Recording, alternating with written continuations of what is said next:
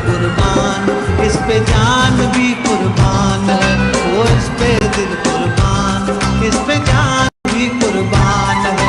तेरा पाकिस्तान है, ये मेरा पाकिस्तान। बिस्मिल्लाहिर्रहमानिर्रहीम।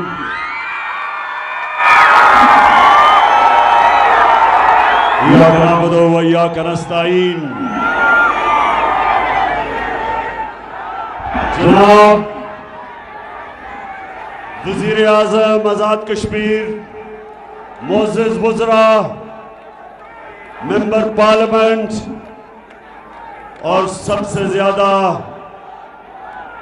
मेरे कश्मीर के नौजवानों और मेरी बहनों,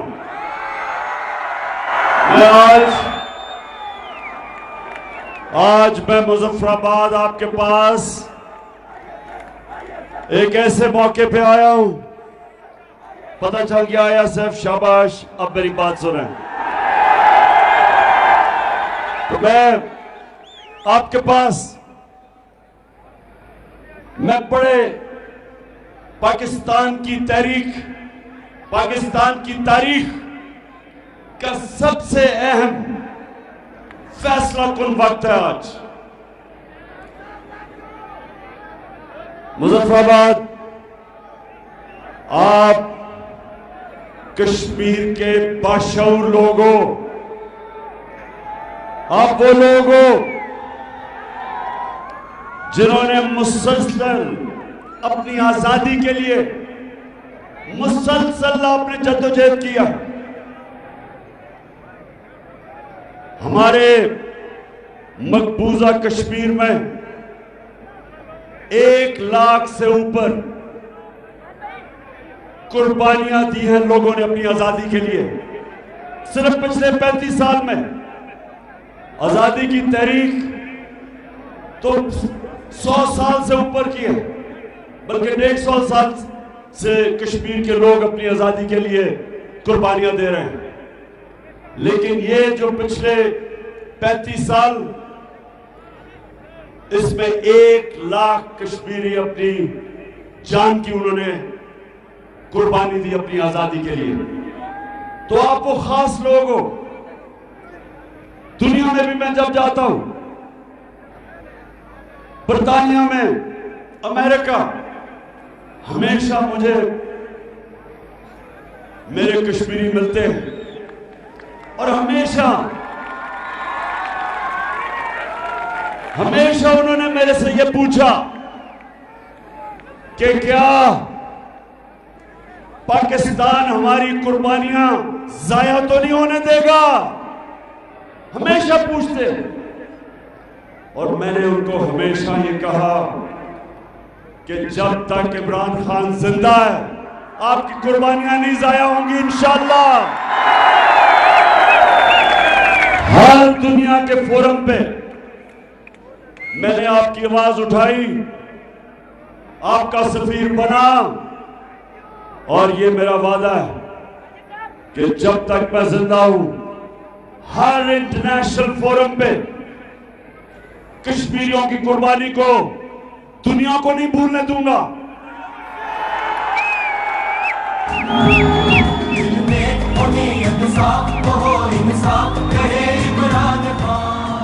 जब 5 अगस्त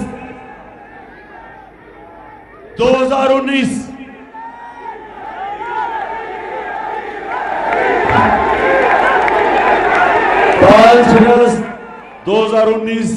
जब हिंदुस्तान ने नरेंद्र मोदी की इंतहा पसंद हुकूमत ने कश्मीरियों का जो स्पेशल स्टेटस था, जो उनको यूनाइटेड नेशंस की सिक्योरिटी काउंसिल की रेजोल्यूशन ने दिया हुआ था, जो इंटरनेशनल कम्युनिटी ने कश्मीरियों से वादा किया हुआ था, तो जब नरेंद्र मोदी ने वो स्टेटस लिया, मैं प्राइम मिनिस्टर था, हमने हिंदुस्तान से सारे ताल्लुकात खत्म कर दिए।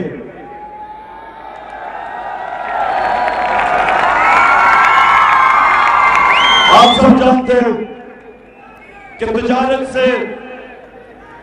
से फायदा होता है हर मुल्क को। हिंदुस्तान एक बड़ा मुल्क है, और हमें तिजारत से फायदा होना था। लेकिन मेरी हुकूमत ने फैसला किया कि हम कश्मीरियों की कुर्बानी, हम कभी कश्मीरियों की कुर्बानी पे सौदा नहीं करेंगे। और हमने फैसला किया ताल्लुका तोड़ने का और यह कहा कि जब वो उनका स्टेटस बहाल करेंगे तब हम हिंदुस्तान से तिजारत और अपने ताल्लुकात बहाल करेंगे। लेकिन अब मेरे कश्मीरियों सुनो, जब से ये बैरूनी साजिश के तहत एक इंपोर्टेड हुकूमत हमारे पे मुसल्लत हुई है, ये उस एजेंडा पे चल रही है जो इन्होंने बाहर से जिन्होंने मुसल्लत किया हमारे पे, ये उनके पुतले हैं। ये जो वो कहते हैं करते हैं। तो पता नहीं अभी आपने सुना एक नई ऑडियो लीक्स आई है, सुना? पहले तो मैं शहबाज शरीफ तुम्हारा खास आज शुक्रिया अदा करना चाहता हूं कि आपने अपने ऑफिस, प्राइम मिनिस्टर ऑफिस से जो मेरी बातचीत हो रही थी मेरे प्रिंसिपल सेक्रेटरी आजम खान से, आपने वो ऑडियो लीक कर दी है। तो शहबाज शरीफ, मैं शुक्रिया अदा आपका इसलिए करता हूं कि आप सारी दुनिया को कम से कम पता चलेगा कि वो जो साइफर था, जो मुरासला था, वो हकीकत है। आपको शहबाज शरीफ, आपने किया तो मुझे नुकसान पहुंचाने पे, लेकिन आपने अपना ही बेड़ा गर्क कर लिया। वो कहता क्या है, वो मुरासला जो हमारा एम्बेसडर और अमेरिकी डोनाल्ड लू की जो बातचीत थी वो उस मुरासले में है। तो कश्मीरियों, वो क्या कहता था, वो डोनाल्ड लू हमारे एम्बेसडर असद मजीद को कहता कि इमरान खान को अगर इस अदम एतमाद की जो मोशन टेबल हुई है असेंबली में, अगर इसको शिकस्त ना दी तो पाकिस्तान को बड़ा नुकसान उठाना पड़ेगा। और अगर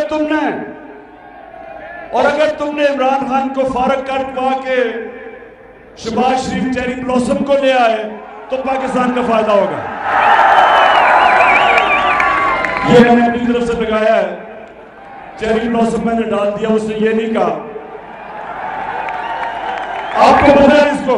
अच्छा कश्मीरियों बताओ मुझे, आपको पता है कि मैं इसको चेरी ब्लॉसम क्यों कहता हूं? क्यों कहता हूं? क्योंकि शहबाज शरीफ जब भी कोई बूट देखता है पॉलिश शुरू कर देता है, और खास तौर पे एक बूट जो सबसे बड़ा बूट होता है, आप जानते हैं ना वो कौन सा बूट है? उसकी तो वो ऐसी पॉलिश करता है कि शक्ल नजर आनी शुरू हो जाती है इसको। तो मुरासला ये कहता है, कश्मीरियों वो ये कहता है कि अगर इमरान खान को ना हटाया तो तुम्हारे ऊपर पाकिस्तान को नुकसान उठाना पड़ेगा। और उसके बाद साजिश शुरू, अदम एतमाद की तहरीक, अगले दिन हमारे लोग लोटे होने शुरू हो जाते हैं।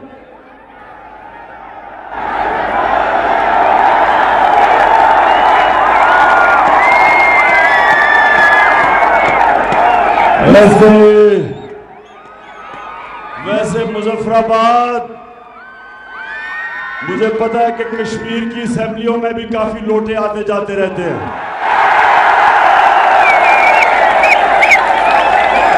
लेकिन आज कश्मीरियों मेरे से वादा करना, आगे से कोई भी अपने जमीर का सौदा करता है, अपना जमीर जो भी बेचता है, आपने उसको आगे से कभी वोट नहीं लेने दें। वोटिंग ना लेनी। आपने कभी इस तरह के लोगों को असेंबलियों में नहीं आने देना, क्योंकि ये जमहूरियत की तौहीन है, ये आपकी वोट की तौहीन है। ये वो लोग हैं जिन्होंने सियासत को एक तजारत बना दिया। सियासत इबादत है, अगर इंसानों की खिदमत के लिए की जाए, अगर जात के लिए की जाए, इससे ज्यादा नफरत अवाम करती उस सियासतदान से नहीं, किसी से उतनी नफरत नहीं करती जो अपना जमीर बेचता पैसे के पीछे। तो हाँ, हमारी हुकूमत हटाई गई, इनको ऊपर बैठाया गया और इन्होंने क्या किया? अभी एक ऑडियो लीक्स में क्या चीज सामने आई कि हमने हिंदुस्तान से तजारत बंद की हुई है। पता चला कि मरियम ने के दामाद ने हिंदुस्तान से मशीन इंपोर्ट की है।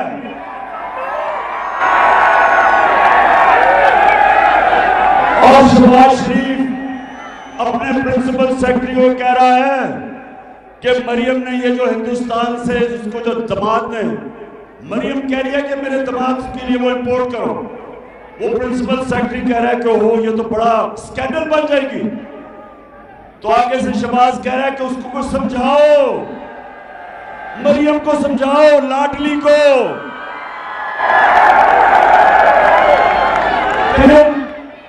ये नाजायज है। तो आगे से वो कहता है कि अभी इससे इसहाक डार आ रहा है, उसको सारे रास्ते पता है नाजायज काम कैसे करवाते हैं।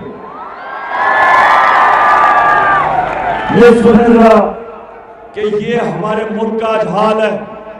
जब से ये चोर ऊपर मुसल्लत किए गए, इनको कोई शर्म नहीं कि हम हिंदुस्तान पे प्रेशर डाल रहे हैं ताल्लुका तोड़ के, ताकि कश्मीरियों को हम उनको बताएं कि पाकिस्तान के लोग इस वक्त आपसे कभी भी ताल्लुकात नहीं दुरुस्त करेंगे जब तक कश्मीरियों की स्टेटहुड वापस ना दी जाए। और ये क्या कर रहे हैं? ये खुफिया छुप छुप के उनके साथ ताल्लुकात बढ़ा रहे हैं। और क्यों बढ़ा रहे हैं? पैसा बनाने के लिए। पैसा इनका खुदा है। ये वो लोग हैं जो पैसे की बुत की पूजा करते हैं। इनको कोई शर्म नहीं कि 1 लाख कश्मीरियों ने अपनी जान की कुर्बानी अपनी आजादी के लिए दी है। इनको सिर्फ पैसा नजर आता है। और फिर आगे जरा सुने, आगे वो कहता है, एक और चीज सुन ले। वो प्राइम मिनिस्टर कहता है अपने प्रिंसिपल सेक्रेटरी को कि मरियम का दामाद वो बना रहा है हाउसिंग सोसाइटी, तो उसमें जो ग्रिड स्टेशन है वो बजाय वो हाउसिंग सोसाइटी वाला पैसे दे, वो आम टैक्स पेयर के पैसे से वो ग्रिड स्टेशन बनेगा। यानी कि बजाय सोसाइटी 60-70 करोड़ रुपया खर्च करे ग्रिड स्टेशन पे, कहता है कि ये कौम के टैक्स के पैसे से और तरीका निकालेंगे। तो ये भी मुजफ्फराबाद सुन ले और आईएसएफ सुन ले जरा बात। मैं जो आपके पास आया हूं, पाकिस्तान इस फैसला कुन मोड़ पे खड़ा है। ये लोग रह गए ना, इस मुल्क का नजरिया रहेगा और दिवालिया निकाल दिया इन्होंने। आपने पता नहीं देखा, अभी शहबाज शरीफ होके आया अमेरिका, महंगे महंगे होटलों में ठहरा, उधर से साथ उसके अमेरिका गया है कारपेट डालने वाली बिलावल।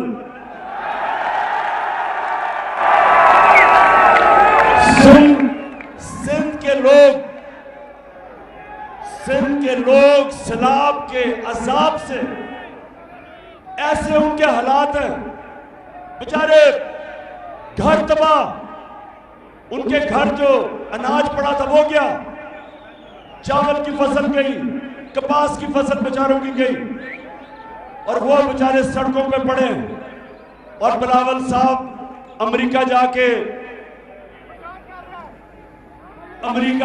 उनको पता नहीं कौन सी कहानी सुना रहे हैं। और शहबाज शरीफ क्या कर रहा है?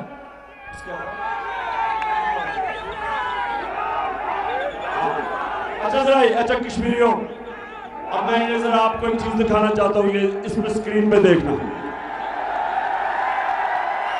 ये है क्या? ये जो ये है क्या? अब शहबाज शरीफ एक इंटरव्यू दे रहा है, एक खातून को इंटरव्यू दे रहा है, और इंटरव्यू जो खातून को दे रहा है एक मुल्क का प्राइम मिनिस्टर, जरा दिखाइए।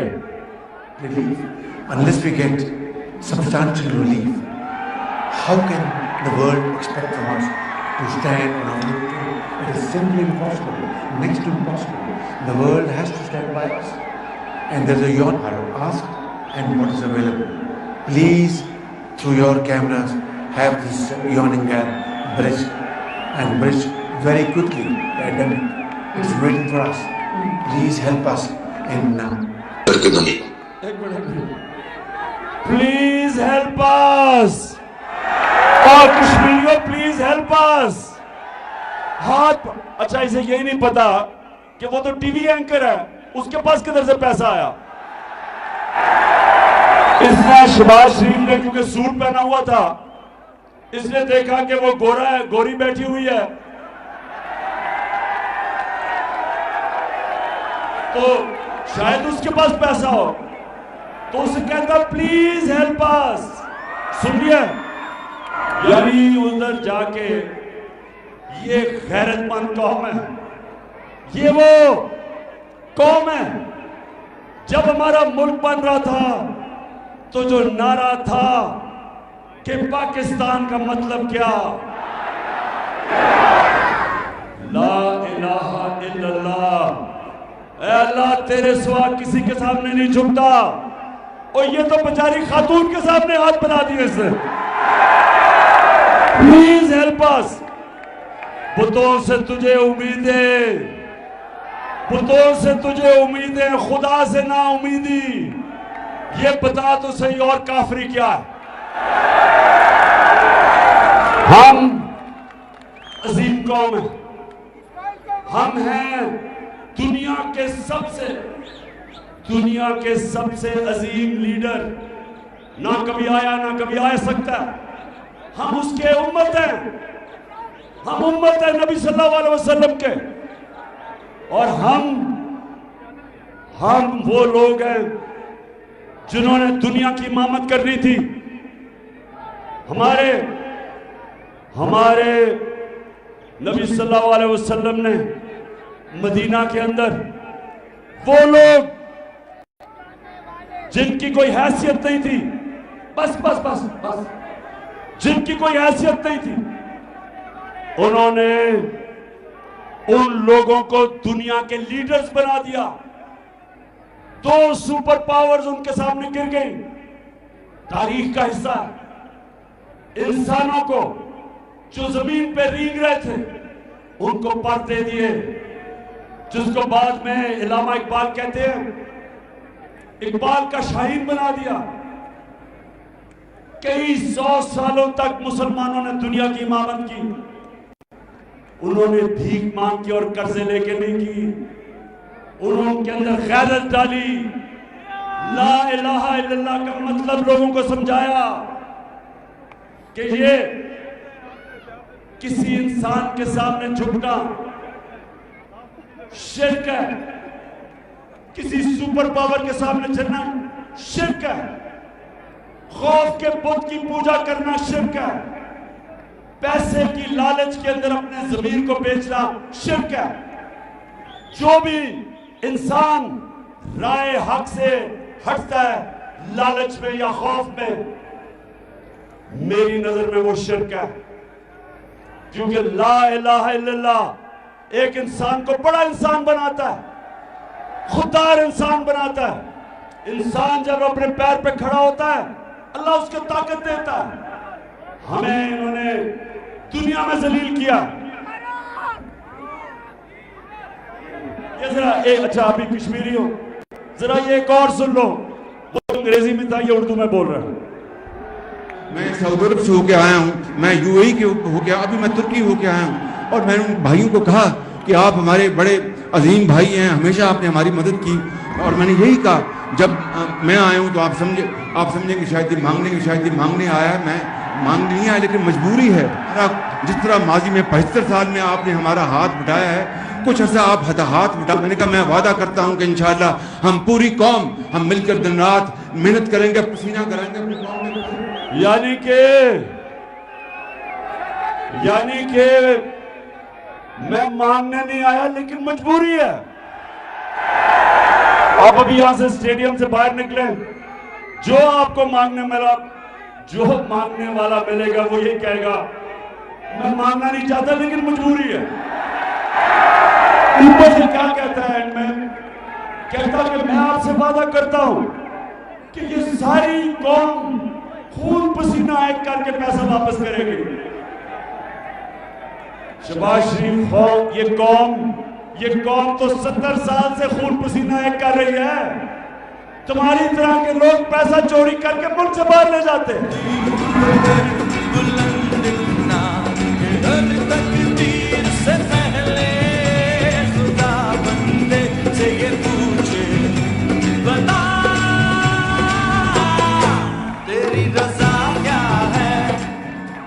ये था इलामा इकबाल। इलामा इकबाल ने सारे सोए हुए मुसलमानों को जगाया। गुलाम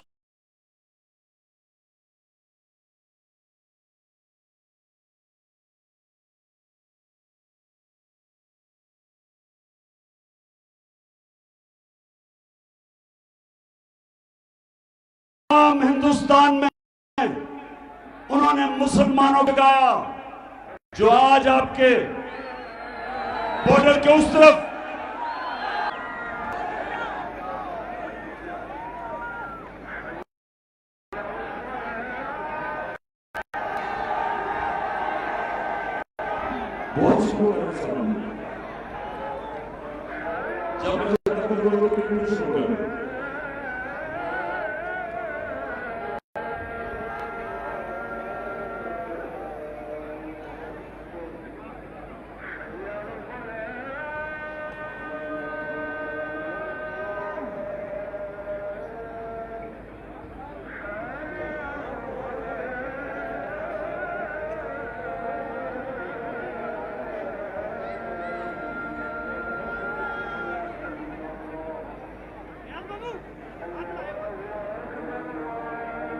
बस 10 मिनट इसके बाद मैंने और कर दिया, दूसरा और सुनना फिर आवाज।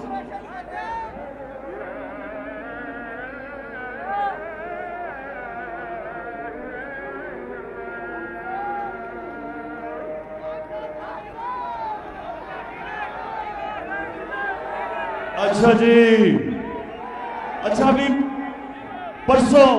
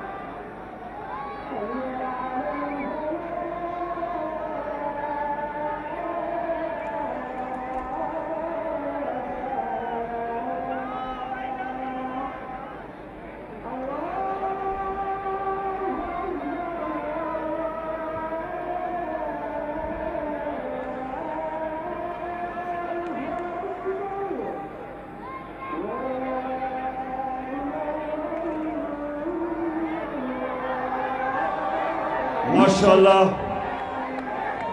जितनी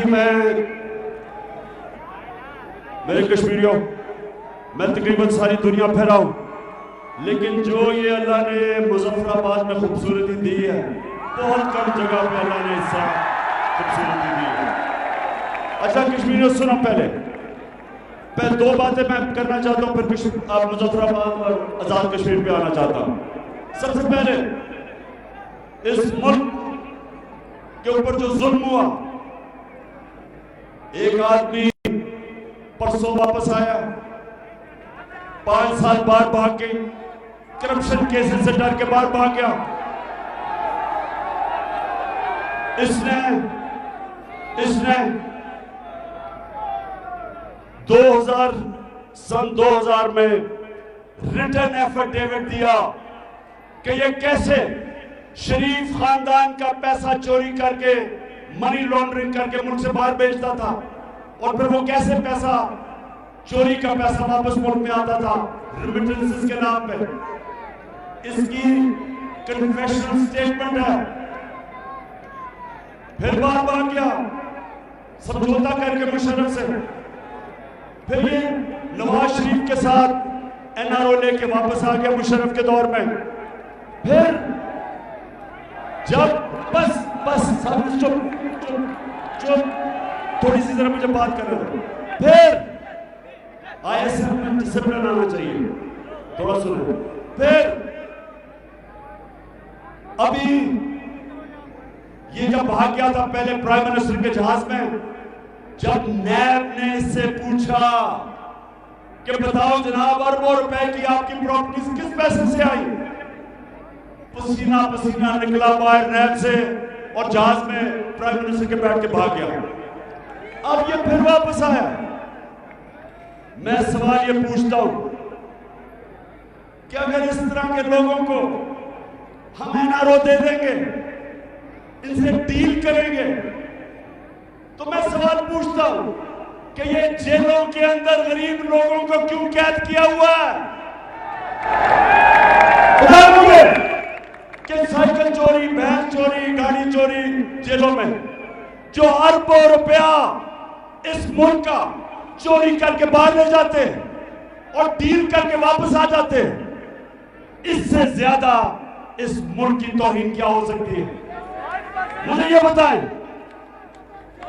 कि अल्लाह ने हुक्म दिया कुरान में, अमर बिल मारूफ व नही अनिल मुनकर, कि मुसलमानों को हुक्म दिया है कि राय हक पे खड़े हो, सच के साथ खड़े हो, अच्छाई के साथ खड़े हो और बुराई के खिलाफ जिहाद करो। उसने कहीं अल्लाह ने कुरान में ये नहीं कहा कि तुम न्यूट्रल रह सकते हो, या अच्छाई के साथ खड़े हो और या बुराई के साथ खड़े हो, न्यूट्रल नहीं रह सकते। इस तरह के लोगों को जो चोरी करके अरबों रुपया इस मुल्क का बाहर ले जाते हैं, डॉलर कम हो जाते हैं, रुपया गिरना शुरू हो जाता है, और जब रुपया गिरता है गुर्बत बढ़ती है, महंगाई बढ़ती है, मुल्क पीछे चला जाता है। जब से ये पोर्टेड हुकूमत आई है 33% रुपया गिरा है। इसका मतलब कि आपका बैंक में अगर 100 रुपया पड़ा था, आज सिर्फ 67 रुपया रह गया, 33% कम हो गया। लेकिन इन चोरों का अरबों रुपया जो बाहर पड़ा हुआ है डॉलर्स में, वो 33% ऊपर चला गया। ये अमीर हो गए, कौम गरीब हो गई। और इन लोगों को डील करके मुल्क के ऊपर वापस लाना, इससे बड़ा इस मुल्क से जुर्म कोई भी नहीं हो सकता। अगर आपने कौम को तबाह करना है तो इस तरह के चोरों को ऊपर मुसल्लत करो, कोई दुश्मन की जरूरत नहीं है, यही मुल्क को तबाह कर देते। और ये इसहाक डार जब भी ये फाइनेंस मिनिस्टर बना, मुल्क का दिवालिया निकाल के गया। 99 में जब इन्होंने गवर्नमेंट छोड़ी, मुल्क का दिवालिया निकल गया। 2018 में जो हमें गवर्नमेंट देके गए, पाकिस्तान की तारीख का सबसे बड़ा बैरूनी खसारा था $20 अरब का। आमदनी कम, एक्सपोर्ट्स हमारी 5 साल में बढ़ी नहीं। एक्सपोर्ट्स बढ़ती है तो मुल्क की दौलत में इजाफा होता है। इनके 5 साल में एक्सपोर्ट्स ही नहीं बढ़ी, इंपोर्ट्स का रिकॉर्ड टूट गया, खसारा रिकॉर्ड।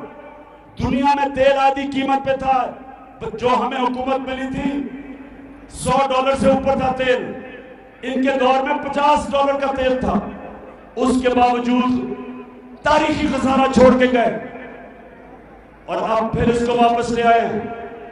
मैं आज सारे पाकिस्तानियों को कह रहा हूं कि अगर हमने चुप करके ये चीज तस्लीम कर ली, हमारे में और भेड़ बकरियों में कोई फर्क नहीं रहेगा। इंसान इंसाफ के लिए खड़ा होता है। इंसान वो होता है जिसको अल्लाह का हुक्म है कि जुल्म के खिलाफ जहाद लड़ो। अल्लाह का हुक्म है हमें कि नाइंसाफी कबूल ना करो। ये चोर आके हमारे ऊपर बैठे हैं और ये समझते हैं, जो भी समझता है, जो इनके हैंडलर समझते हैं कि हम इन चोरों को कबूल कर लेंगे, किसी गलतफहमी में ना रहो। मैं इंशाअल्लाह अपनी कौम को कॉल दूंगा और मैं कॉल देने वाला हूं, तैयारी अपनी मुकम्मल कर रहा हूं।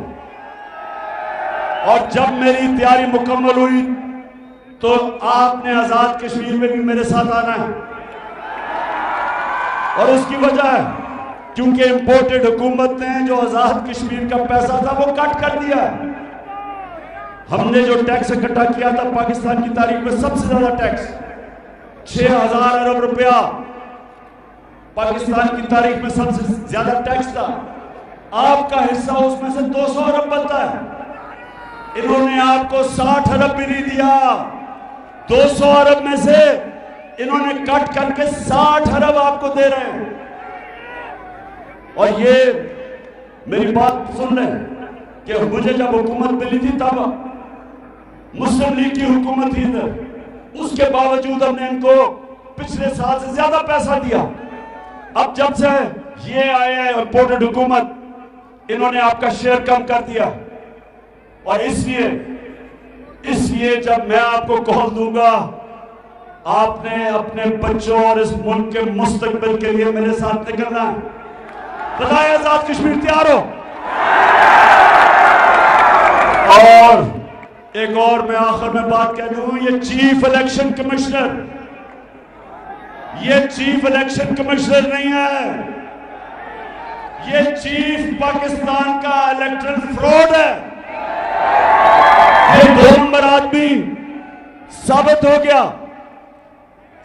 हो गया इन ऑडियो लीक्स के अंदर कि ये मिलके, ये नून लीग के साथ मिलके मैच फिक्स करता है। हमें पहले भी पता था। तो ये सुल्तान सिकंदर, मेरी बात सुन लो, अगर तुम्हारे में अभी भी कोई इज्जत और गैरत रह गई है, रिजाइन करो। अगर रिजाइन नहीं करोगे, ये कौम तुम्हें कभी बख्शेगी नहीं, क्योंकि ये कानून की खिलाफ वर्जी है कि आप इलेक्टरल फ्रॉड करें, जो आप कर रहे हैं और जो आपका अगले प्लान है। और हम इंशाल्लाह हम हर स्टेप लेंगे और हम हर कानूनी कार्रवाई तुम्हारे पे करेंगे, जो आप इनके साथ मिलके इस मुल्क की अवाम के मैंडेट की खिलाफ वर्जी जो तुम करने जा रहे हो, ये कौम नहीं माफ करेगी तुम्हें। ये जुर्म है। और मुजफ्फराबाद माशाल्लाह जिस तादाद में आप आए और जो आपका जज्बा जुनून और जो ये ख्वातीन धूप के अंदर बैठी रही, मैं आज आपके जज्बा जुनून और शऊर को सलाम करता हूं। पाकिस्तान